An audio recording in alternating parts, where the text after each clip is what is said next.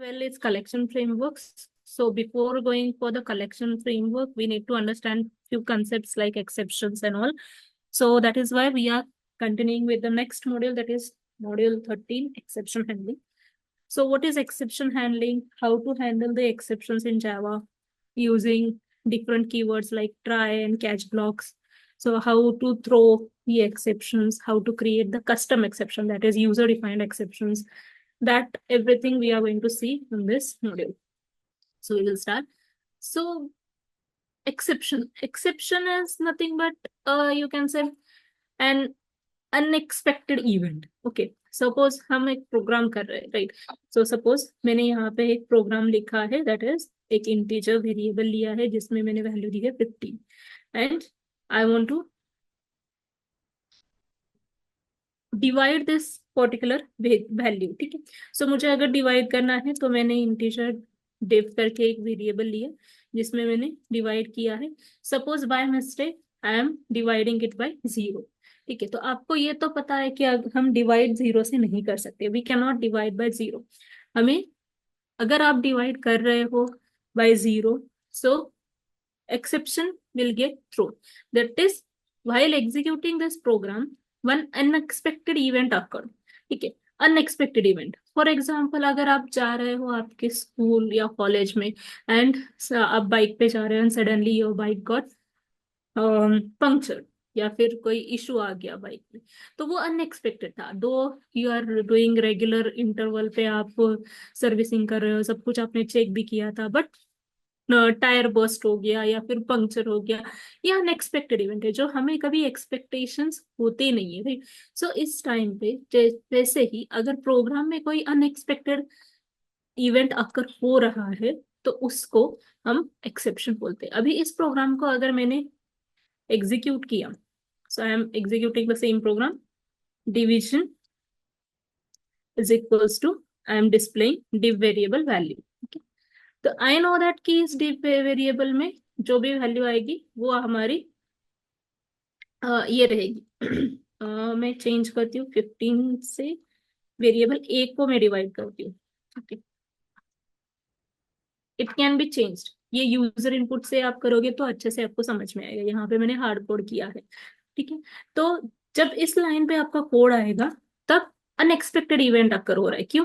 क्योंकि ए की वैल्यू 15 है एंड उसको हम डिवाइड कर रहे हैं बाय 0, तो एक अनएक्सपेक्टेड इवेंट अकर हो गया. नॉर्मली डिवीजन में ऐसे नहीं होता है, आपको कोई दूसरा वैल्यू दे दो तो वो एग्जीक्यूशन हो जाता है. बट अगर कोई अनएक्सपेक्टेड इवेंट आ रहा है तो आपका प्रोग्राम टर्मिनेट होता है अब्रप्टली. ठीक है, मतलब कि बीच में ही टर्मिनेट हो गया. कैसे टर्मिनेट होता है, I will show you that. इसको मैं एग्जीक्यूट करती हूँ. So you can see here आपको एक्सेप्शन आ रहा है. कहाँ पे आ रहा है? This is the exception hierarchy. ठीक है, ये बहुत इंपॉर्टेंट होता है कोई भी एक्सेप्शन को रीड करने के लिए. एक्सेप्शन आ रहा है थ्रेड मेन में. ठीक है, दैट इज मेन मेथड में. सो कौन से टाइप का एक्सेप्शन है वो आपको यहाँ पे दिखता है, that is Java dot lang dot arithmetic exception. These are different classes in Java predefined. ठीक है, एक्सेप्शन का मैसेज क्या है? Divide by 0. तो हम ये डिवाइड बाय 0 की वजह से आपको एक्सेप्शन आ रहा है. कौन सा एक्सेप्शन है? अरिथमेटिक एक्सेप्शन आ रहा है. एग्जैक्टली कहाँ पे आ रहा है वो आपको यहाँ पे दिखाई देगा. Module 13 is the package name, exception example is the class name and main name is the method name. ठीक है, सो इस मेन मेथड में आपको आ रहा है एक्सेप्शन. आपको डायरेक्टली वहां पे जाना है तो कोलन के बाद ये लाइन नंबर दिखता है. When you click on this statement तो आपको दिखेगा कि एग्जैक्ट कौन से लाइन पे आपको एक्सेप्शन आ रहा है. ठीक है, तो आप ये देख सकते हो कि आपका एक्सेप्शन जहां पे अकर हुआ, आपका प्रोग्राम वहीं पे स्टॉप हुआ. It is not executing the next statement. ठीक है, so that is the main thing. Exception जो आता है अनएक्सपेक्टेड इवेंट है, आपको अनएक्सपेक्टेडली आएगा, प्रोग्राम को स्टॉप करेगा. जिस लाइन पे एक्सेप्शन आ रहा है उसी लाइन पे आपका प्रोग्राम एग्जीक्यूशन स्टॉप हो रहा है. But it shouldn't be stop like this. आपका प्रोग्राम, अगर आप बहुत बड़ा एप्लीकेशन बना रहे हो एंड उस टाइम पे इस तरीके से अगर एक्सेप्शन आया आपको कोई भी लाइन पे एंड आपका प्रोग्राम अगर वहीं पे स्टॉप हो गया तो वो अच्छी बात नहीं है. आपका एक्सेप्शन आ भी रहा है तो उसको हमें अच्छे तरह के इससे हैंडल करना होता है. दैट मीन्स आपको प्रॉपर मैसेज दिखाना होता है and that is the main thing for exception handling. तो पहले हम देखते हैं कि एक्सेप्शन क्या है। एक्सेप्शन इज अनवांटेड और अनएक्सपेक्टेड इवेंट। ठीक है, अनवांटेड और अनएक्सपेक्टेड इवेंट है which occurs during execution of a program, execution के टाइम पे ही आता है। ठीक है, that is at run time and that disturbs the normal flow of the program's instructions. Normal flow जो आपका लाइन बाय लाइन एग्जीक्यूशन हो रहा था उसको स्टॉप करता है। जिस लाइन पे भी आपका एक्सेप्शन आता है उसी लाइन पे एग्जीक्यूशन स्टॉप हो जाएगा। The second is error. ठीक है, एरर क्या होता है? Exception and error are two different things. Error क्या रिप्रेजेंट करता है? इररिकवरेबल कंडीशंस, जैसे कि जावा वर्चुअल मशीन के रिलेटेड कोई प्रॉब्लम है, या रनिंग आउट ऑफ मेमोरी है, मेमोरी लीक है, स्टैक ओवरफ्लो है, उस तरीके से लाइब्रेरी इनकम्पैटिबिलिटी है, इन्फिनिट रिकर्शन में जा रहा है। तो इस तरीके से जो एक्सेप्शन, मतलब इस तरीके से जो इवेंट्स आपके प्रोग्राम्स में आते हैं उसको हम एरर्स बोलते हैं। Errors are usually beyond the control of programmer. हम उसको हैंडल नहीं कर सकते। We should not try to handle the errors but we can handle the exceptions, क्योंकि वो प्रोग्राम का सिर्फ फ्लो डिस्टर्ब करता है। ठीक है, एंड एरर्स जो होते हैं वो इरिकवरेबल होते हैं, उसको हम रिकवर नहीं कर सकते। अगर इस तरीके से कोई एक एरर्स आए आपके प्रोग्राम में, आपके एप्लीकेशन में, तो आपको जीवीएम फिर से इंस्टॉल करना पड़ेगा, फिर से एप्लीकेशन को चेक करना पड़ेगा। But those are beyond control of programmer. Programmer can only handle the exceptions. ठीक है, तो एक्सेप्शन हायरार्की में सबसे ऊपर होता है ऑब्जेक्ट क्लास। ये तो सारे क्लासेस का मेन पेरेंट क्लास है। ठीक है, उसके बाद आता है एक्सेप्शन हायरार्की में मेन होता है थ्रोएबल क्लास। ठीक है, थ्रोएबल के दो पार्ट्स है, एक एक्सेप्शन है एंड एरर है, दो अलग अलग क्लासेस है। एक्सेप्शंस में अलग फिर से दो डिफरेंट टाइप्स हम बोलते हैं उसको। फर्स्ट है चेक्ड एक्सेप्शंस, और इसी को हम कंपाइल टाइम एक्सेप्शंस भी बोलते हैं, जो कंपाइलेशन के टाइम पे ही आपको एक्सेप्शंस आते हैं। And second one is unchecked exceptions. जो अनचेक्ड एक्सेप्शंस है उसको हम रन टाइम एक्सेप्शंस बोलते हैं, जिसमें आपको एग्जीक्यूशन के टाइम पे एक्सेप्शंस आते हैं। एरर जो क्लास है उसके सब क्लासेस, या फिर आप बोल सकते हो चाइल्ड क्लासेस, जैसे जावा वर्चुअल मशीन एरर है, असर्शन एरर है, एक्सेट्रा है। ठीक है, अभी चेक्ड एंड अनचेक्ड एक्सेप्शन के साथ साथ एक्सेप्शंस में दो और टाइप है, that is built in exception and user defined exception. जो चेक्ड एंड अनचेक्ड एक्सेप्शन है वो दोनों भी बिल्ट इन एक्सेप्शन है। That means each and every of these listed exceptions have their own classes predefined in जावा। ठीक है, तो जैसे कि चेक्ड एक्सेप्शन होता है क्लास नॉट फाउंड एक्सेप्शन। अगर कोई क्लास आप देख रहे हो लोड करने के लिए तो वो लोड नहीं है तो वो क्लास नॉट फाउंड एक्सेप्शन देगा। इंटरप्टेड एक्सेप्शन, कोई थ्रेड इंटरप्ट हो रहा है तो इंटरप्टेड एक्सेप्शन देगा। आईओ एक्सेप्शन जो इनपुट आउटपुट रिलेटेड एक्सेप्शन होते हैं। इंस्टेंशिएशन एक्सेप्शन, अगर आप कोई ऑब्जेक्ट इंस्टेंशिएट कर रहे हो बट वो नहीं हो रहा है अच्छी तरीके से तो इंस्टेंशिएशन एक्सेप्शन आएगा। SQL exception is mostly performed on SQL queries. जब हम करते हैं तभी एसक्यूएल एक्सेप्शन आपको आता है। फाइल नॉट फाउंड एक्सेप्शन, जब आप कोई फाइल लोड करना चाहते हो एंड वो फाइल आपके सिस्टम में प्रेजेंट ही नहीं है तो फाइल नॉट फाउंड एक्सेप्शन आता है। So these all are checked exceptions और कंपाइल टाइम एक्सेप्शंस। इसको कंपाइल टाइम एक्सेप्शंस क्यों बोलते हैं? क्योंकि ये कंपाइलेशन के टाइम पे ही, जब आपका क्लास लोड हो रहा है या फिर आपकी फाइल लोड हो रही है उसी टाइम पे SQL exception is mostly in syntax of query. अगर क्वेरी में कोई सिंटैक्स का एरर है तो एसक्यूएल एक्सेप्शन थ्रो करेगा। तो ये तभी समझ में आता है जब वो कंपाइलेशन कर रहा होता है। That is why these checked exceptions are also known as compile time exceptions. Unchecked exceptions जो है, अनचेक्ड एक्सेप्शंस हमें हमेशा हम रन रन टाइम एक्सेप्शंस बोलते हैं उसको। ठीक है, तो रन टाइम एक्सेप्शंस क्यों बोलते हैं? क्योंकि at the time of execution of a program ये एक्सेप्शंस थ्रो होते, जैसे कि अरिथमेटिक एक्सेप्शन। अभी जो कोड हमने किया था डिवाइड बाय जीरो का, यहाँ पे अगर मैंने वैल्यू चेंज की तो आपको एक्सेप्शन नहीं आएगा। राइट, आपको एक्सेप्शन नहीं आएगा, आपको वैल्यू, आपका पूरा प्रोग्राम अच्छी तरीके से आउटपुट देके टर्मिनेट हो जाएगा। That means these are execution के टाइम पे, रनिंग के टाइम पे जो आप वैल्यू दे रहे हो उसके बेसिस के ऊपर एक्सेप्शन आता है। आपके स्टेटमेंट में कोई इशू नहीं है, जो आपने यहाँ पे प्रोग्राम के लिए लॉजिकली जो आपने लिखा है उसमें कोई इशू नहीं है, but depending on the values we are getting आपको एक्सेप्शन आ रहा है, राइट। दैट इज वाई इसको हम रन टाइम एक्सेप्शन बोलते हैं। जैसे कि arithmetic exception, class cast exception, class में कास्टिंग हम कर सकते हैं, जैसे कि हमने up casting down casting concept देखा था।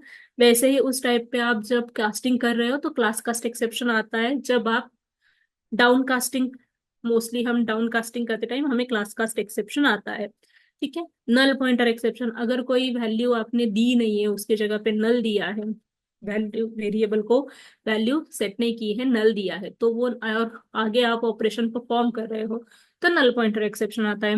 Array index out of bounds exception, अगर एरे क्रिएटेड है एंड आपने 5 साइज का ही एरे क्रिएट किया है and you are trying to save the value at 6th index, तब उसमें वैल्यू मतलब इंडेक्स के लिए मेमोरी एलोकेशन हुआ ही नहीं है, आपने सिर्फ 5 साइज का ही एरे क्रिएट किया है, तो ये array index out of bounds exception throw करेगा। Array store exception, illegal thread state exception, etcetera, there are multiple exceptions, ठीक है। इसमें से कुछ यहाँ पे सिर्फ नोट किए हुए हैं या फिर लिस्ट किए हुए हैं। All these are built-in exceptions. All these have the exception class as the parent class, and exception and error class have the parent class as a throwable class, ठीक है। तो मेन आपका throwable है, throwable में exception and error are child classes। exception के ये बाकी सारे जो है ये सारे checked exceptions and unchecked exceptions के classes जो है ये सारे exception class के या फिर रन टाइम एक्सेप्शन क्लास के चाइल्ड क्लासेस है, ठीक है। Second is user defined exception, जो हम डिफाइन करते हैं एज अ प्रोग्रामर हमारे जरूरत के हिसाब से। हम जब यूजर एज अ यूजर और एज अ प्रोग्रामर डिफाइन करते हैं एक्सेप्शंस को, उसको हम बोलते हैं यूजर डिफाइंड एक्सेप्शंस। तो इसको हम बाद में देखेंगे, पहले ये एक्सेप्शन का पार्ट कंप्लीट कर लेते हैं, ठीक है। तो जैसे मैंने बोला, user defined exceptions and custom exceptions जो है, जो एक्सेप्शन हैंडलिंग के लिए बहुत इंपॉर्टेंट है, वो हम इस पार्ट पे हम बाद में आते हैं। इससे पहले हम कुछ मेथड्स देखेंगे थ्रोएबल क्लास के। तो अभी थ्रोएबल क्लास जो है, जो पेरेंट क्लास है एक्सेप्शंस का, उसमें कुछ प्री डिफाइंड मेथड्स है जो हम यूज करते हैं for getting the information of exception. जैसे कि गेट मैसेज है जो आपको मैसेज देगा, जैसे यहाँ पे हमें एक्सेप्शन जब थ्रो हुआ था तब हमें मैसेज दिख रहा था, दैट इज डिवाइड बाय 0, ठीक है। ये डिवाइड बाय 0 ये मैसेज है, तो ये मैसेज ही सिर्फ आपको चाहिए तो गेट मैसेज आप यूज कर सकते हो। गेट कॉज है जो थ्रोएबल का रेफरेंस आपको रिटर्न करता है, ऑब्जेक्ट रिटर्न करता है। टू स्ट्रिंग मेथड जो है वो आपको गेट मैसेज का ही रिजल्ट कॉन्केटनेट करके दिखाती है। प्रिंट स्टैक ट्रेस, ये बहुत इंपॉर्टेंट मेथड है। जब भी आप एज अ प्रोग्रामर एप्लीकेशन को डेवलप कर रहे हो तो मोस्टली हम प्रिंट स्टैक ट्रेस ही मेथड यूज करते हैं। इस तरीके से आपको स्टैक ट्रेस दिखता है, दैट मीन्स कि कौन से लाइन पे कौन से मेथड से कहाँ कॉल गया है और कौन से मेथड को कॉल गया है और कौन से लाइन पे आपको एग्जीक्यूशन के लिए एक्सेप्शन थ्रो कर रहा है, वो सब कुछ आपको स्टैक ट्रेस में दिखेगा, ठीक है। तो मोस्टली प्रोग्रामिंग के टाइम पे हम इसको प्रिंट स्टैक ट्रेस ही यूज करते हैं। Then it there is another overloaded method get stack trace, ठीक है। ये आपको एरे रिटर्न करेगा स्टैक ट्रेस का ही, एंड थ्रोएबल का ऑब्जेक्ट रिटर्न करता है fill in stack trace.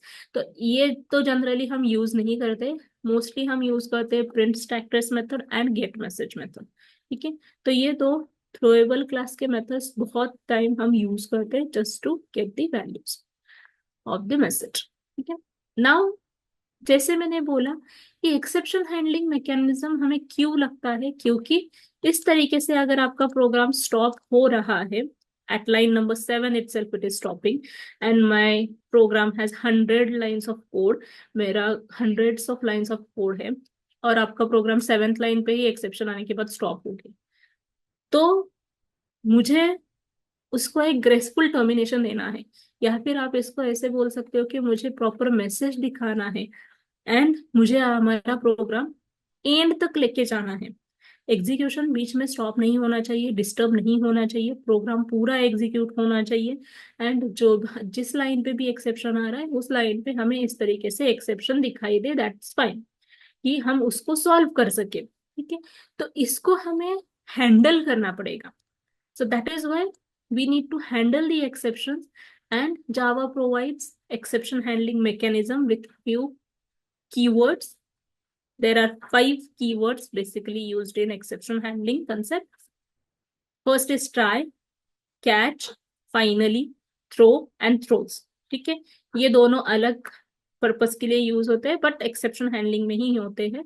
But हम मोस्टली यूज करते हैं ट्राई, कैच एंड फाइनली. ठीक है, तो ट्राई का यूज क्या होता है, कैच का यूज क्या होता है, फाइनली का यूज क्या होता है, that we will see one by one. तो सबसे पहले ट्राई ब्लॉक. ट्राई जो है वो ब्लॉक है. ठीक है, यहाँ पे आपको दिखाई देगा ट्राई ब्लॉक, जिसमें जो कोड आपका एक्सेप्शन आपको लगता है एज अ प्रोग्रामर की जिस कोड की वजह से मुझे एक्सेप्शन आ सकता है. ठीक है, so whatever the code you want to monitor for the exceptions, you need to write that code into try block.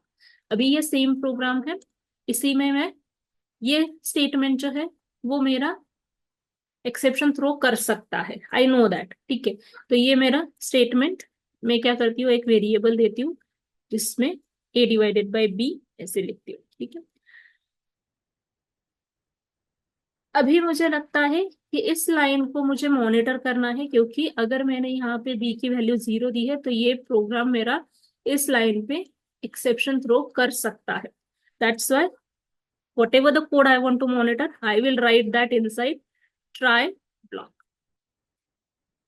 आप पूरा भी लिख सकते हो. ठीक है, ट्राई ब्लॉक. तो ये स्टेटमेंट मैंने ऐसे लिखा. एज वेल एज दूसरा भी और एक दिखाती हूँ जो इंडेक्स, एरे इंडेक्स का है. न्यू इंटीजर ऑफ 5 साइज का मैंने एरे क्रिएट किया है and I am trying to save the value at ARR of 6th index. ठीक है, पहले 0 से 5 तो मैंने कुछ वैल्यू दिए नहीं है, बट ये मैंने 6th इंडेक्स पे डायरेक्टली वैल्यू देनी चाहिए. या फिर इसको हम चेंज करते हैं.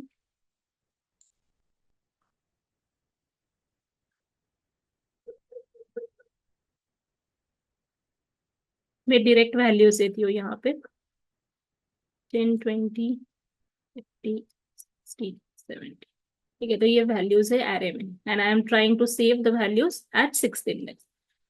System dot out dot println array is equals to, I am displaying the current elements of the array,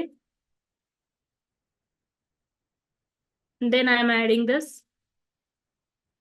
display array after adding value at 6th index. ठीक है, this is the try block. अभी ये जो पूरा code है वो मुझे monitor करना है. That's why I have written that inside try block. Try can not survive individually. ठीक है, ट्राई जो ब्लॉक है वो इंडिविजुअली कभी भी सर्वाइव नहीं करता है. उसको हमें आइदर आपको उसको ऐड करना होता है कैच ब्लॉक या फिर फाइनली ब्लॉक. ठीक है, दैट्स वाई हमें एक तो कैच ब्लॉक तो ऐड करना है या फिर फाइनली ब्लॉक तो ऐड करना है. कैच ब्लॉक होता है जहां पे हम एक्सेप्शन को हैंडल करते हैं. जो भी एक्सेप्शन हैंडलिंग कोड रहेगा वो आप कैच में लिखोगे. आप एक ट्राई के साथ मल्टीपल कैच ब्लॉक्स भी लिख सकते हो. ठीक है, that means to handle the different types of exceptions. अभी देखो यहाँ पे मैंने 2 एक्सेप्शंस लिखे. एक तो मेरा अरिथमेटिक एक्सेप्शन आने वाला है, दूसरा array index out of bounds exception आने वाला है दिस लाइन ऑफ कोड के लिए. ठीक है, तो इसमें मैं अभी ऐड करती हूँ कैच ब्लॉक. ठीक है, कैच में आप डायरेक्टली, अगर आपको पता नहीं है कौन से टाइप का एक्सेप्शन है, तो आप डायरेक्टली एक्सेप्शन क्लास का रेफरेंस क्रिएट कर सकते हो. ओके, आप डायरेक्टली एक्सेप्शन क्लास का भी ऑब्जेक्ट क्रिएट कर सकते हो. If you don't know the type of exception this code is going to throw, इसमें से जो भी लाइंस आपके थ्रो करने वाली एक्सेप्शंस वो आपको पता नहीं है कौन से टाइप के हैं, तो आप डायरेक्टली पेरेंट का यूज कर सकते हो. बट अगर आपको पता है तो मोस्टली हम उसी को यूज करते, स्पेसिफिक यूज करते, सो दैट आपको समझ में आ जाएगा कि एग्जैक्टली ये एक्सेप्शन कौन से लाइन पे कौन से टाइप का आ रहा है. वही सिर्फ एग्जीक्यूट होगा। अगर पेरेंट एक्सेप्शन क्लास हमने लिया तो वो सारे टाइप के एक्सेप्शन का चेक करते जाएगा and it will take little bit more time. तो यहाँ पे मैं अरिथमेटिक एक्सेप्शन, इस लाइन के लिए मुझे अरिथमेटिक एक्सेप्शन आने वाला है, वो मैंने यहाँ पे लिखा। सो this is for arithmetic exception. Arithmetic exception जो होगा मेरा डिवाइड बाय 0, ठीक है, डिवाइड बाय 0। इसमें अभी मुझे सिर्फ, आप जो अभी थ्रोएबल क्लास के मैंने मेथड्स बताए, आप गेट मैसेज भी लिख सकते हो या फिर प्रिंट स्टैक ट्रेस भी लिख सकते हो, but I am going to use print stack trace क्योंकि मुझे पूरा स्टैक ट्रेस जानना है, कौन से लाइन से क्या कोड जा रहा है, कौन से लाइन पे मुझे एक्सेप्शन आ रहा है, वो सब कुछ जानना है, तो इसकी वजह से मैंने प्रिंट स्टैक ट्रेस यहाँ पे लिखा। नाउ द सेम कोड में मेरा और एक एक्सेप्शन आने वाला है, तो वो एक्सेप्शन है हमारा array index out of bounds exception, ठीक है। तो आप और एक कैच ब्लॉक यहाँ पे ऐड कर सकते हो। कैच, अभी मुझे पता है कि कौन सा एक्सेप्शन आ सकता है, दैट्स वाई मैं यहाँ पे लिख ली हूँ। And array index out of bounds exception class है, उसका भी मैंने एक रेफरेंस क्रिएट किया, दैट इज ऑब्जेक्ट क्रिएट किया, एंड यहाँ पे हम प्रिंट स्टैक ट्रेस मेथड को फिर से कॉल करते हैं। अभी एग्जैक्टली ये एग्जीक्यूशन कैसे करता है, इससे पहले हमने हैंडलिंग मैकेनिज्म नहीं डाला था, मतलब ट्राई कैच ब्लॉक नहीं डाले थे। तो ये जो आपको एक्सेप्शन दिख रहा है, who is throwing this exception, who is showing you this exception, तो ये आपका जेवीएम करता है, ठीक है। तो डिफॉल्ट हैंडलर जो होता है एक्सेप्शन का, वो जेवीएम होता है। जेवीएम आपके लाइंस का जो भी एग्जीक्यूशन कर रहे हो उसमें कहाँ पे एक्सेप्शन आ रहा है वो आपको दिखाएगा। This is handled by the JVM, so always remember default handler is JVM. JVM ने जब हैंडल किया, बट जेवीएम जब हैंडल करता है डिफॉल्ट हैंडलर, तब क्या होता है, आपका प्रोग्राम जो है उसी लाइन पे स्टॉप हो रहा है। Okay, it is stopped at the line number 7। जब आपको हैंडल करना है एक्सेप्शन को, user handles the exception using these keywords like try and catch blocks, ठीक है।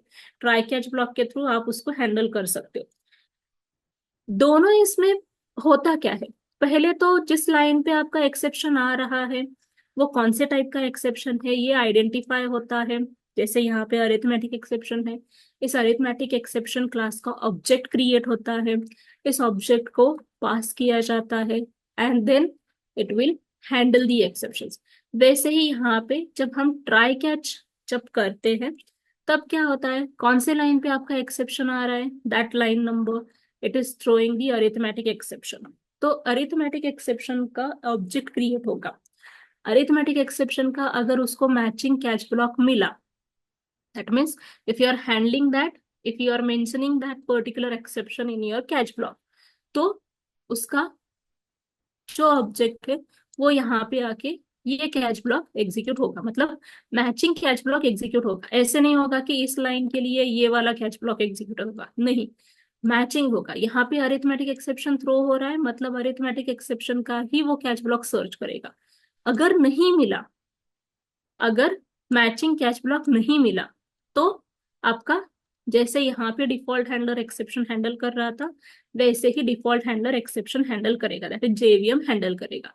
वो मैं बताती हूँ। अभी ये जो कोड हमने किया है इसको मैं एग्जीक्यूट करके बताती हूँ। ओके, एट ए टाइम एक ही स्टेटमेंट, मतलब एक ही ये एग्जीक्यूट होगा, ठीक है, एक ही एक्सेप्शन थ्रो होगा, दोनों एक साथ कभी भी थ्रो नहीं होते हैं, क्योंकि यहाँ पे आपका जो कोड है, जैसे कि डिफॉल्ट हैंडलर के through try catch, default handler के थ्रू आपका प्रोग्राम एग्जीक्यूशन स्टॉप यहीं पे हो रहा था, लाइन नंबर 7 पे, जहां पे एक्सेप्शन आया वहां पे हमने उस कोड को ट्राई ब्लॉक में डाला। ट्राई ब्लॉक में अगर हमने उसको डाला है तो जिस लाइन पे एग्जीक्यूशन के टाइम एक्सेप्शन आ रहा है उसी लाइन पे आपका एग्जीक्यूशन स्टॉप होगा ट्राई के लिए, ठीक है। उसका मैचिंग कैच सर्च होगा, अगर उसको मैचिंग कैच मिला तो वो कैच ब्लॉक एग्जीक्यूट करेगा and then it will start executing the sequential execution, ठीक है। मतलब next line of code start होगा एग्जीक्यूशन करने के लिए।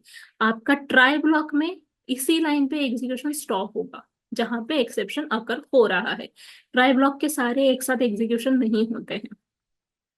यू कैन सी आपको divide by zero error exception throw हो रहा है लाइन नंबर 10 में, बट आपका प्रोग्राम जो है सक्सेसफुली टर्मिनेट हो रहा है। आपको सिस्टम डॉट आउट और प्रिंटलन स्टेटमेंट जो मैंने लास्ट में लिखा है वो भी एग्जीक्यूशन होके क्लियरली दिख रहा है, ठीक है। एंड यहाँ पे टर्मिनेटेड दिख रहा है। ओके, सो इस लाइन पे एक्सेप्शन आ रहा है तो आपका ट्राई ब्लॉक वहीं पे स्टॉप होता है एग्जीक्यूशन करने के लिए।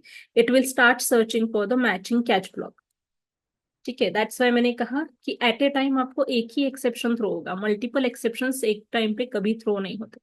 अभी मैंने इसकी वैल्यू चेंज कर दी, ठीक है। अभी इस लाइन पे मुझे कोई एक्सेप्शन नहीं आएगा, तो वो नेक्स्ट लाइन एग्जीक्यूशन करते जाएगा एंड नेक्स्ट लाइन पे अगर कोई एक्सेप्शन आया तो उसका मैचिंग कैच ब्लॉक वो सर्च करेगा। जैसे कि यहाँ पे मैंने एरे डिस्प्ले किया था, ठीक है, उसको हम देखेंगे। तो array index out of bounds exception throw हो रहा है, index 6 out of bounds for length 5, ठीक है। 5 साइज का ही एरे मैंने बनाया था and I am trying to add 6th value into that array, जो पॉसिबल नहीं है। किस लाइन पे आया है? मेन मेथड में लाइन नंबर 13 पे एक्सेप्शन थ्रो हुआ है, ठीक है। लाइन नंबर 13 पे एक्सेप्शन थ्रो हुआ है, उसने नेक्स्ट स्टेटमेंट एग्जीक्यूट नहीं किया।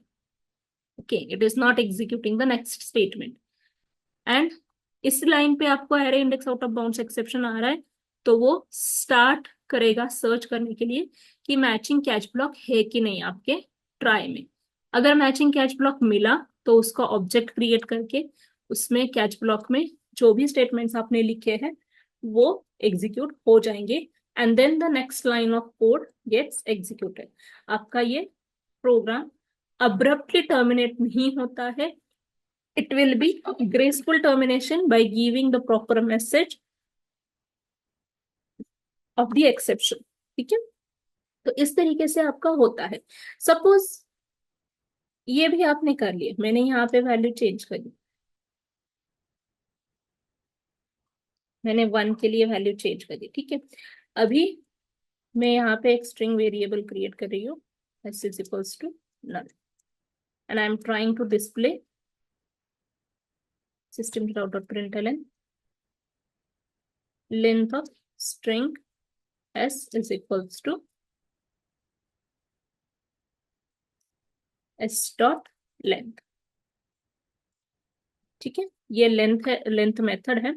अभी एक मैंने एक्चुअली स्ट्रिंग को यहाँ पे मैं डिफाइन करती हूँ, मैंने डिफाइन किया था बट आई फॉरगॉट दैट कि मैंने इसको वैल्यू दी नहीं है, स्ट्रिंग वेरिएबल को वैल्यू दी नहीं है, मैंने भूल गई मैं, ठीक है। क्योंकि लाइंस ऑफ कोड बहुत ज्यादा होते हैं आपके कोड में, मतलब एप्लीकेशन में। तो सपोज आप भूल गए, यहाँ पे आपको वार्निंग दिखाता है कि it is not initialised, null pointer का एक्सेप्शन आ सकता है एट दिस लोकेशन, बट फिर भी हमने इसको इग्नोर किया and we are executing the program. अभी यहाँ पे जो वैल्यूज है वो आपको दिखाई देंगे। रेस्ट ऑफ टू स्ट्रिंग करती हूँ मैं।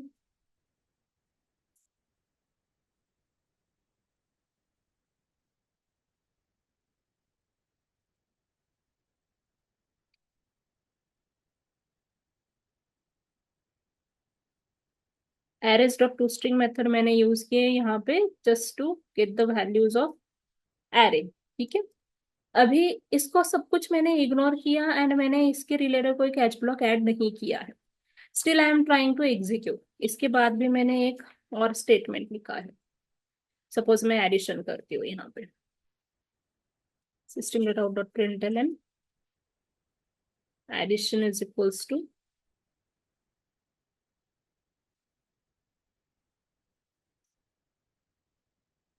ए प्लस बी, ठीक है। ए एंड बी हमारे पास ऑलरेडी है, अभी मैंने एडिशन का भी कोड यहाँ पे ऐड किया। Now I have not written the matching catch block, how it will execute. तो आपका ये तो कोड एग्जीक्यूट हो गया, ठीक है। Array after adding the value at 6th index, ये भी आपका मैंने 100 फर्स्ट इंडेक्स पे ऐड किया था, तो वो 100 आपका चेंज हो गया। And still we are getting the exception at पेड main. Null pointer exception throw हो रहा है लाइन नंबर 18 के ऊपर। अभी ये जो एक्सेप्शन हैंडल किया है वो जेवीएम ने किया है, डिफॉल्ट हैंडलर ने किया है, क्योंकि हमने इसका मैचिंग कैच ब्लॉक लिखा नहीं है। इसकी वजह से आपको ये जो लास्ट स्टेटमेंट है, जो हमें पहले वाले दो ही एक्सेप्शंस में दिख रहा था, वो नहीं दिखेगा। So it is not gracefully terminated. यह आपका प्रोग्राम टर्मिनेट अच्छी तरीके से नहीं हुआ है, क्योंकि हमने इसको एक्सेप्शन, इस टाइप के एक्सेप्शन को, नल पॉइंटर एक्सेप्शन को हैंडल नहीं किया है। नल पॉइंटर एक्सेप्शन हमने लिखा ही नहीं है कहीं पे भी, catch block, matching catch block है नहीं। ठीक है, तो अगर आपको एक्सेप्शन ऐड करना है तो आप कर सकते हो। अगर आपको पता नहीं है कि इसके अलावा ये दो तो मुझे पता थे कि ये दोनों आ सकते हैं मेरे प्रोग्राम में, और इसके अलावा और भी एक्सेप्शंस आ सकते हैं, ये मुझे पता नहीं है, तब हम एक लास्ट कैच ब्लॉक ऐड करते हैं, that is with the parent exception class. ठीक है, सो दैट कोई भी एक्सेप्शन आपका आ गया apart from these two, arithmetic exception के अलावा and array index out of bounds exception के अलावा, और कौन से भी टाइप का एक्सेप्शन आ गया, तो वो आपका प्रोग्राम इस तरीके से टर्मिनेट ना करते हुए, ग्रेसफुल टर्मिनेशन एक कैच ब्लॉक के थ्रू एक्सेप्शन हैंडल होके, फिर next lines of code execute होके प्रोग्राम स्टॉप होना चाहिए। ठीक है, उसके लिए हम लास्ट में पेरेंट क्लास का देते हैं। पेरेंट क्लास का कैच ब्लॉक कभी भी फर्स्ट नहीं होना चाहिए। अगर आप फर्स्ट में ही लिखोगे, हायरार्ची होती है। अगर आपने पेरेंट ही पहले लिखा है तो इन दो कैच ब्लॉक्स का कोई मतलब ही नहीं रहता, क्योंकि दिस इज अ पेरेंट, तो इसमें आपके सारे एक्सेप्शंस कवर हो जाते हैं, राइट। अलग अलग टाइप के एक्सेप्शंस आपको देने की जरूरत ही नहीं पड़ती अगर पेरेंट ही आपने दिया है तो। दैट्स वाई हम कभी भी हायरार्ची में लास्ट में एक्सेप्शन क्लास का कैच ब्लॉक लिखते हैं। ठीक है, सबसे लास्ट होता है। ठीक है, दिस इज, अगर मैंने अभी इसको एग्जीक्यूट किया तो आपको डिफरेंस इमीडिएटली समझ में आएगा एग्जीक्यूशन का। तो देखो ये एरे आपको दिख रहा है। ठीक है, and after catch block try catch जो हमारा एंड स्टेटमेंट है वो भी आपको दिख रहा है, एंड आपको एक्सेप्शन दिख रहा है, that is null pointer exception at 18 line number. ठीक है, एक्सेप्शन तो आपको क्लियरली दिख रहा है। हमने उसको हैंडल नहीं किया था तब एग्जीक्यूशन कैसे हो रहा था, जब हैंडल किया तब एग्जीक्यूशन कैसे हो रहा है, दोनों में डिफरेंस आपको समझ में आ गया, right. This is the catch block. एक ट्राई के लिए आपको कम एटलीस्ट एक कैच ब्लॉक तो लिखना ही होता है। अगर ट्राई के साथ आप कैच ब्लॉक नहीं लिखोगे तो हम लिखते हैं the next block, that is finally block. ठीक है, आप एक ट्राई, ट्राई कभी भी एक ही होता है। ट्राई के साथ आप, एक ट्राई के साथ मल्टीपल कैच ब्लॉक्स लिख सकते हो, कितने भी लिख सकते हो, एन नंबर ऑफ। एक ट्राई के साथ कैच ब्लॉक अगर आप नहीं लिख रहे हो तो फाइनली ब्लॉक तो होना ही चाहिए। ठीक है, मतलब ट्राई अकेले नहीं आएगा, ट्राई के साथ आइदर आपको कैच देना पड़ेगा या फिर फाइनली ब्लॉक देना पड़ेगा। तो अभी फाइनली ब्लॉक क्या है? फाइनली ब्लॉक जो होता है वो फॉलोज अ ट्राई ब्लॉक और कैच ब्लॉक। कैच ब्लॉक अगर आप लिख रहे हो तो ट्राई के कैच के बाद हम फाइनली ब्लॉक लिखेंगे एट द एंड, या फिर अगर सिर्फ आप ट्राई ब्लॉक लिख रहे हो तो ट्राई ब्लॉक के साथ हम फाइनली ब्लॉक लिख सकते हैं after completion of try block. ठीक है, it always gets executed whether or not your exception occur. ठीक है, अगर आपका एक्सेप्शन आ भी रहा है, नहीं भी आ रहा, तो भी आपको कुछ लाइंस ऑफ कोड एग्जीक्यूशन करने ही है कंपलसरी। दैट मीन्स, जैसे कि मोस्टली हम आपका डेटाबेस कनेक्शन होता है। ठीक है, अगर डेटाबेस कनेक्शन, कोई भी एप्लीकेशन है तो उसको डेटाबेस कनेक्शन हमेशा लगता है। तो डेटाबेस कनेक्शन का अगर आपके प्रोग्राम में ट्राई ब्लॉक में एक्सेप्शंस आ रहे हैं तो आपका कनेक्शन ओपन ही रहता है। कैच ब्लॉक में आप उसको हैंडल करोगे एक्सेप्शन को, but your database connection will be kept as it is open. आपको उसको क्लोज करना पड़ेगा, या फिर कुछ लाइंस ऑफ कोड ऐसे होते हैं जो रिसोर्सेस हम हैंडल करते हैं उसको हमें क्लोज करना है, जैसे कि फाइल ओपन की है तो उसको हमें क्लोज करना पड़ता है। तो अगर एक्सेप्शन आ भी रहा है, नहीं भी आ रहा, तब हमें कुछ लाइंस ऑफ कोड एग्जीक्यूट करना है, वो हम हमेशा फाइनली ब्लॉक में लिखते हैं। फाइनली कीवर्ड है and finally is a block. ये कैच के बाद आप लिख सकते हो या फिर डायरेक्टली ट्राई के बाद आप फाइनली लिख सकते हो। यहाँ पे मोस्टली तो वो स्टेटमेंट्स रहते हैं जो आपको एक्सेप्शन आने के बाद भी एग्जीक्यूट करवाने हैं, एक्सेप्शन नहीं आए तो भी एग्जीक्यूट करवाने हैं। ठीक है, तो आप ये मैंने एग्जीक्यूशन के लिए ऐड किया। फाइनली ब्लॉक हम हमेशा एक ही लिखते हैं। ठीक है, आप कैच ब्लॉक्स कितने भी लिख सकते हो to handle the multiple exceptions, different types of exceptions, but try block एक ही रहेगा एंड फाइनली ब्लॉक भी एक ही रहेगा।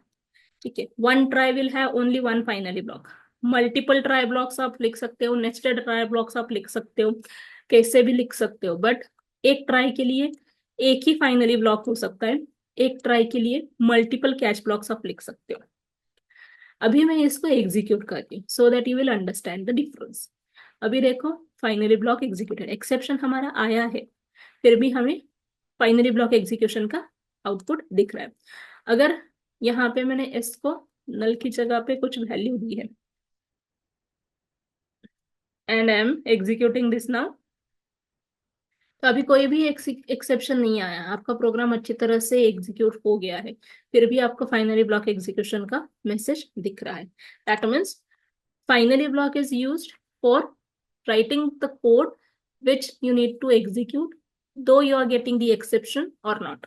ठीक है, this is the basic handling mechanism of exceptions। ठीक है, आपको एक्सेप्शन कैसे हैंडल करने using try catch and finally block समझ में आया? क्लियर है? Yes, ma'am. Okay, now we will go forward with the next part. So next is your throw block। ठीक है, थ्रो जो है वो क्लॉज है या फिर स्टेटमेंट है। फोर्थ मैकेनिज्म में फोर्थ कीवर्ड है थ्रो।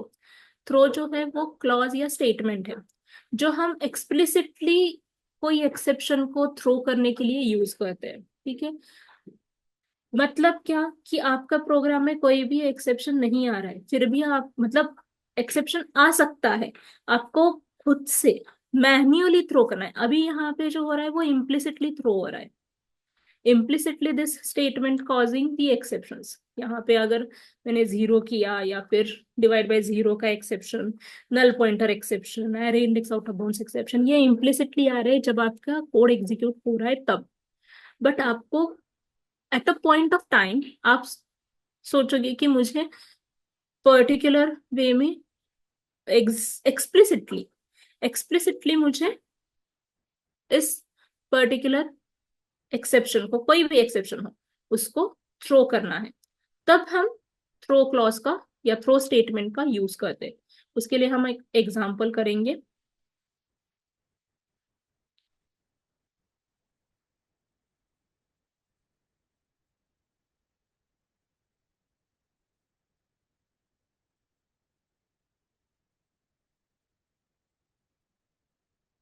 तो यहाँ पे मैं दो मेथड्स बना रही हूँ। स्टैटिक मेथड्स है क्योंकि मेन मेथड से मुझे कॉल करना है, तो मैं दो स्टैटिक मेथड्स बना रही हूँ। पब्लिक स्टैटिक वॉइड, वॉइड नहीं, डबल लेती हूँ, डिवाइड करके एक मेथड है। इस डिवाइड मेथड को दो इनपुट्स आ रहे हैं जो इंटीजर टाइप के, या फिर आप डबल टाइप के भी ले सकते हो, double A variable and double B variable.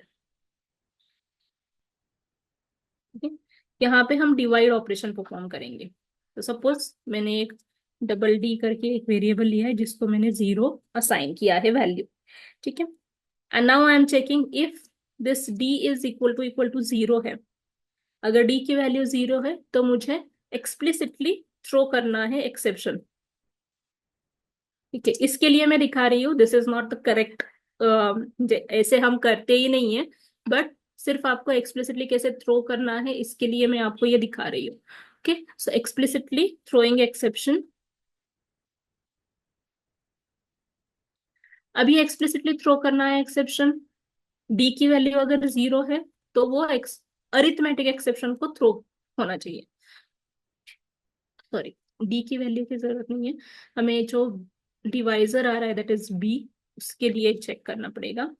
तो मैं यहाँ पे एक्सेप्शन थ्रो करने के लिए हमेशा सिंटैक्स होता है आपका थ्रो कीवर्ड सबसे पहले, then you need to create the anonymous object of that exception class using new keyword, then the type of exception and parameters if any। ठीक है, तो हमेशा हम क्रिएट करते हैं पहले तो थ्रो कीवर्ड यूज करेंगे, उसके बाद न्यू कीवर्ड रहेगा, न्यू कीवर्ड के साथ जो हम एनोनिमस ऑब्जेक्ट्स हमने देखे थे उस तरीके से हम कर सकते हैं।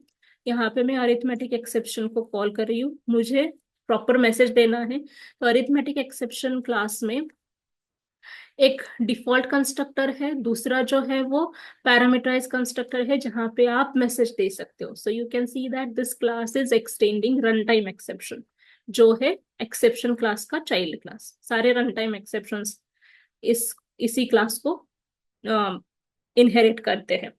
ठीक है, रन टाइम एक्सेप्शन को अभी मैं यहाँ पे मैसेज देना चाहती हूँ डिवाइडिंग बाय जीरो, जो मुझे चाहिए वो दे लिखना है।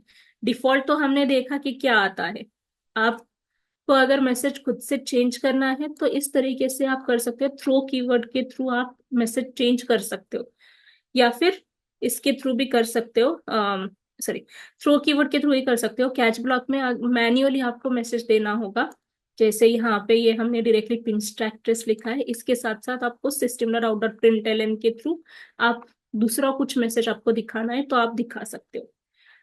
तो ये मैंने एक्सेप्शन को थ्रो किया, अभी थ्रो तो किया है, बट अगर वैल्यू जीरो नहीं है तो मुझे डिवाइड करना है। सो मैं डी वेरिएबल में स्टोर कर रही हूँ जो भी डिवाइड ऑपरेशन की वैल्यू आएगी, and I am returning this D variable. Now here I will call the method. ठीक है, मैं यहाँ पे कॉल करती हूँ system dot dot println computing 65 divided by 3 is equals to, method को कॉल करना है divide,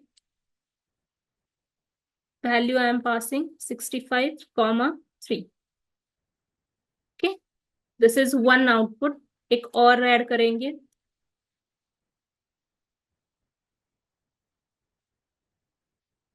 74 divided by 8, 4 divided by 8, या फिर यहाँ पे मैं जीरो करती हूँ एक्सेप्शन दिखाने के लिए, and we will change the value from here 49 divided by 13। ठीक है, ऐसे तीन मैंने लिखे हैं। Now I am throwing the exception, I am not handling this exception anywhere. मैंने कहीं पे भी ट्राई ब्लॉक कैच ब्लॉक नहीं लिखा है। ठीक है, सो इसको मैं एग्जीक्यूट करती हूँ, लेट्स सी।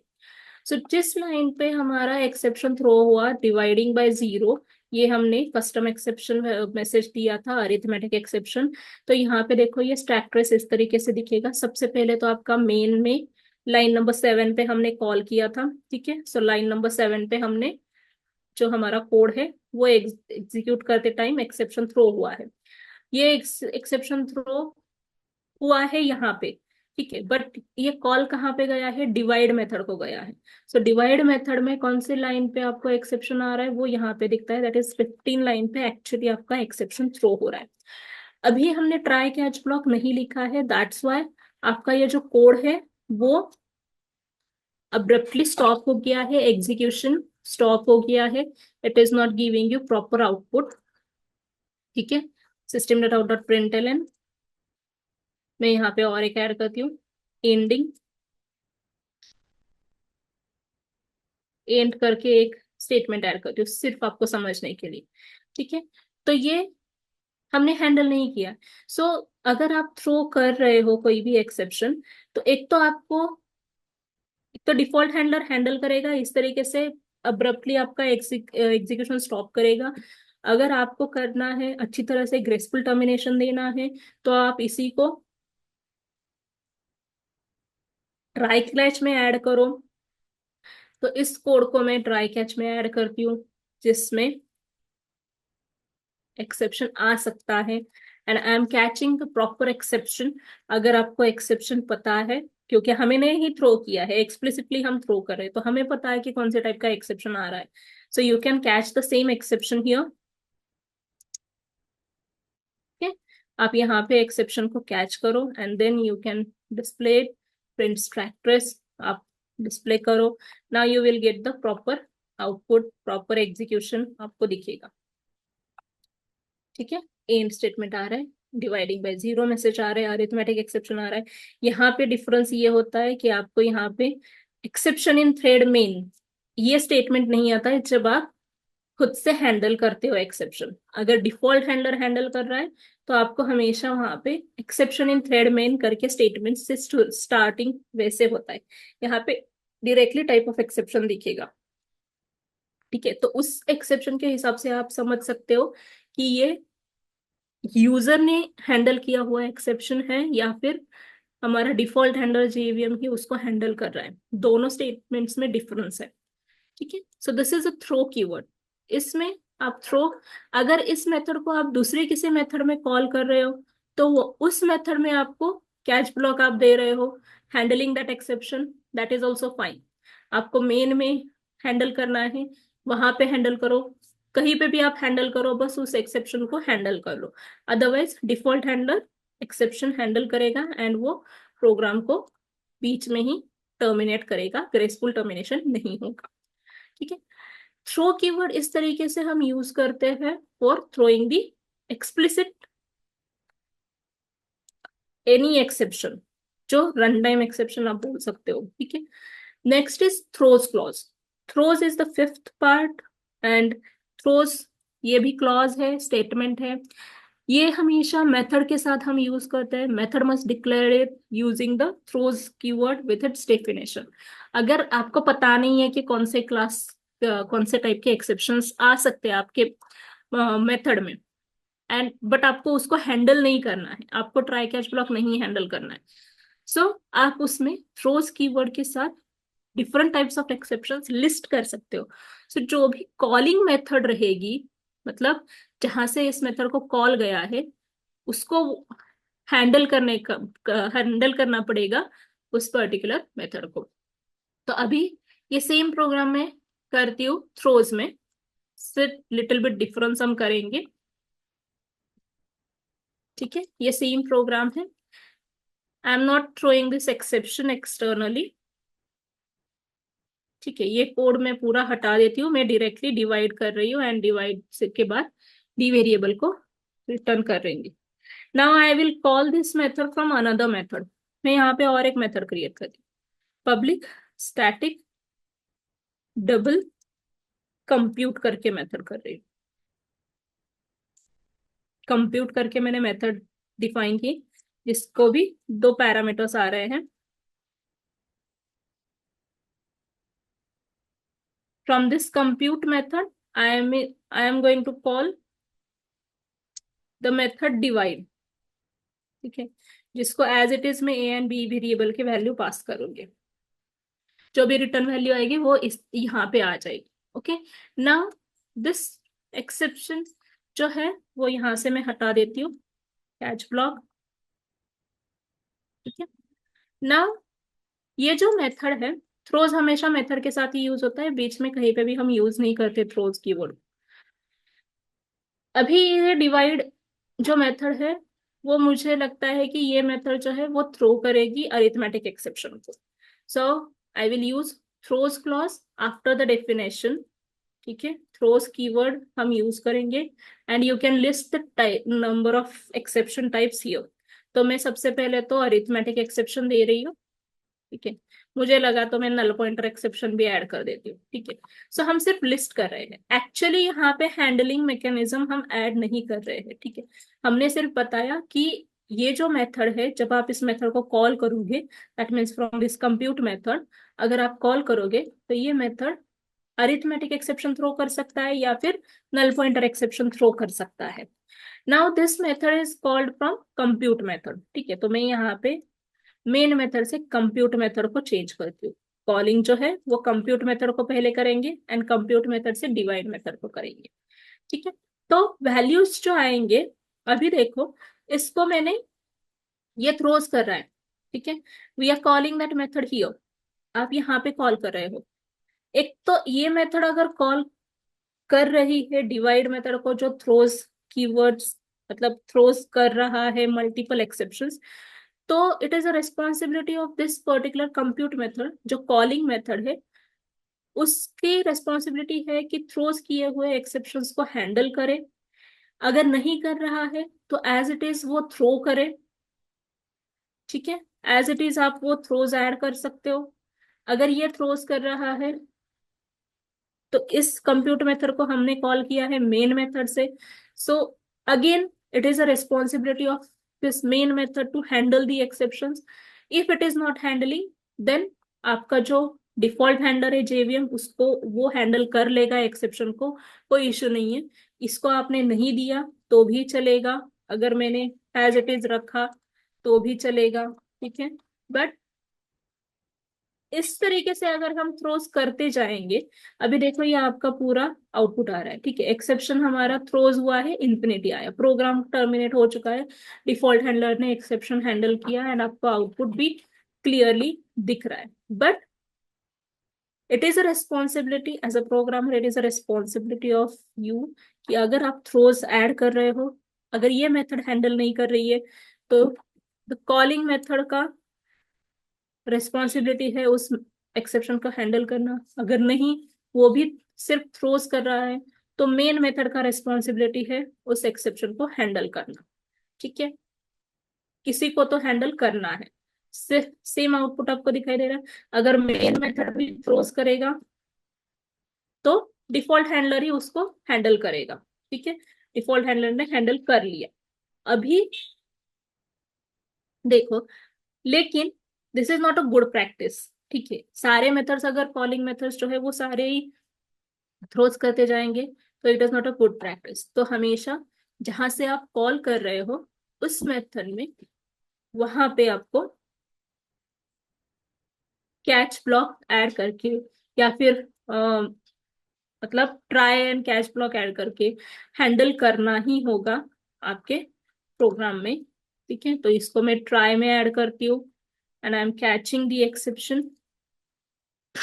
जो भी हमारा, अभी मैं यहाँ पे डायरेक्टली एक्सेप्शन ऐड करती हूँ। या फिर आप इस तरीके से भी कर सकते हो, मल्टीपल कैच ब्लॉक है तो मल्टीपल कैच ब्लॉक में आप दोनों में से एक ही आएगा एक्सेप्शन, तो आप इस तरीके से कर सकते हो। और साइन हम ऐड करेंगे, ऑब्जेक्ट हमने एक ही लिखा है यहाँ पे,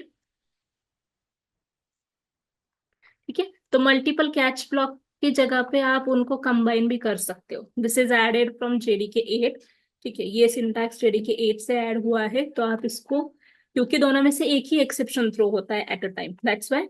और हम कर सकते हैं यहाँ पे भी, अगर और आपको एक्सेप्शन करना है तो यहाँ पे नहीं आएगा, आपको सेपरेट कैच ब्लॉक लिखना पड़ेगा पेरेंट क्लास के लिए,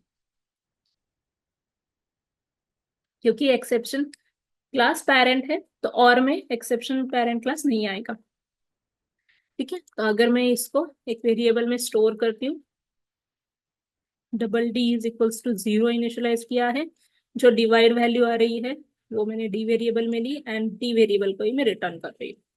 so it is the programmers responsibility.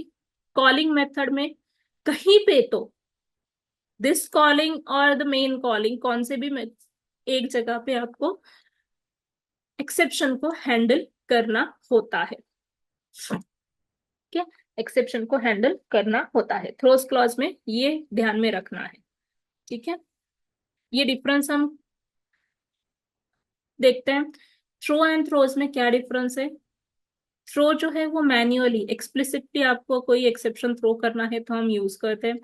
Throws जो है वो exception out of the method, caller method के तरफ थ्रो करना है, तब हम यूज करते हैं। जो कॉलिंग मेथड है उसको हैंडल नहीं हो रहा है एक्सेप्शन, तो हम थ्रो करते हैं, ठीक है। कीवर्ड थ्रो एंड थ्रोज है, आप नंबर ऑफ एक्सेप्शन थ्रो कर सकते हो using throws Q, multiple exception throws कर सकते हो, बट थ्रो के थ्रू हम सिर्फ एक ही एक्सेप्शन थ्रो कर सकते हैं। थ्रो के थ्रू हम हमेशा इंस्टेंस ऑफ अ क्लास लिखते हैं एंड जो थ्रोज के बाद हम नेम ऑफ द क्लास लिखते हैं, ठीक है। ये जो होता है हमेशा मेथड के बॉडी के अंदर होता है, थ्रोज जो है वो मेथड डेफिनेशन के साथ ही यूज होता है। जैसे बोला कि throw only one exception at a time, and multiple exception की लिस्ट आप लिख सकते हो, क्लासेस आप मेंशन कर सकते हो थ्रोज के लिए।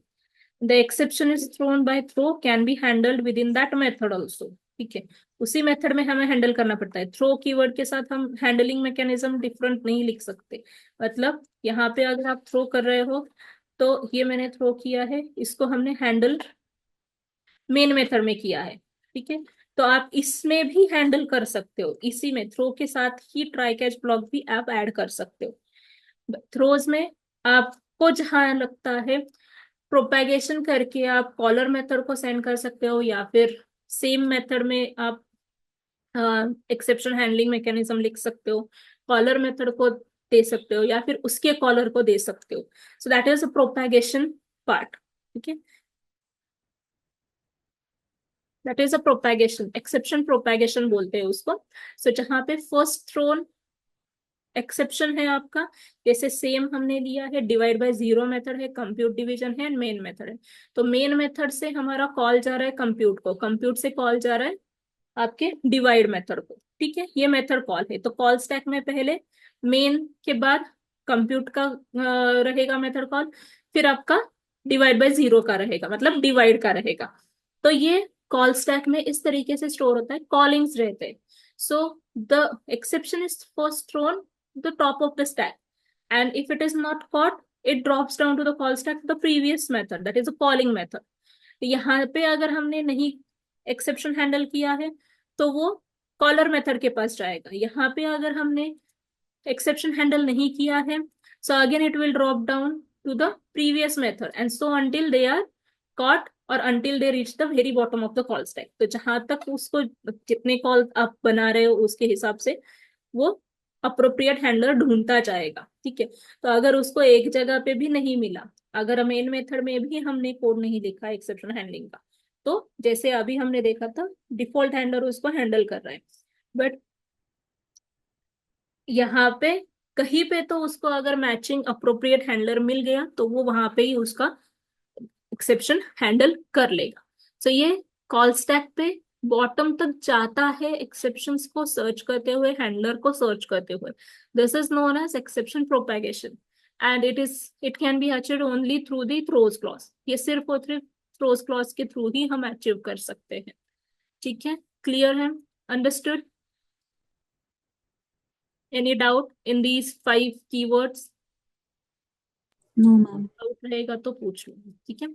सो we will end our session for today here. In the next session we will see how to create the custom exceptions, that is user defined exceptions कैसे create करने हैं, and वो आपको कैसे कॉल करना है, वो हम नेक्स्ट सेशन में देखेंगे, ठीक है। Thank you, you may leave, we will continue in the next session. Bye Shweta.